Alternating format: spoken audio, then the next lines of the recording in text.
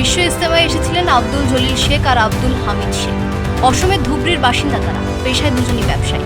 হুগলির কুইনানে আখেরি মোনাজাতের পর কলকাতার বিভিন্ন দর্শনীয় স্থান ঘুরতে এসেছিলেন তারা। গিয়েছিলেন চিড়িয়াখানায়, ইন্ডিয়ান মিউজিয়ামে, নিকো পার্কে, সায়েন্স সিটি, ভিক্টোরিয়ায়।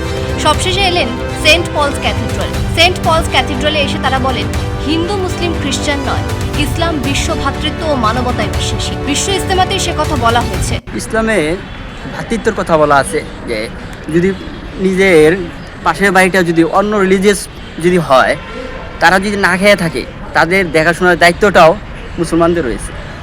মুসলমান এটাই শিক্ষা দেয়, মানে যেটা ইউনিভার্সাল ব্রাদারহুড। কলকাতার বিভিন্ন ধর্মীয় স্থানও ঘুরে দেখার ইচ্ছে রয়েছে তার।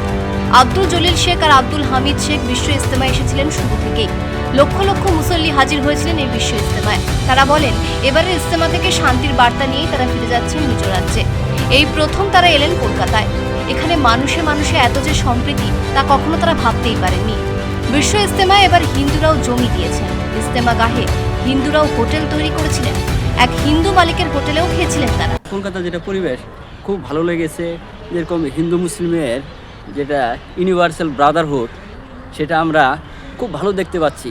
সেখানে অনেক হিন্দু লোকের দোকান ছিল, তাদের যেটা ভ্রাতৃত্ব খুব ভালো লেগেছে। অনেক সাহায্য করেছে, জমি দিয়েছে। একটা হোটেলে খেয়েছিলাম আমি, সেই হোটেলের মালিকটা ছিল হিন্দু।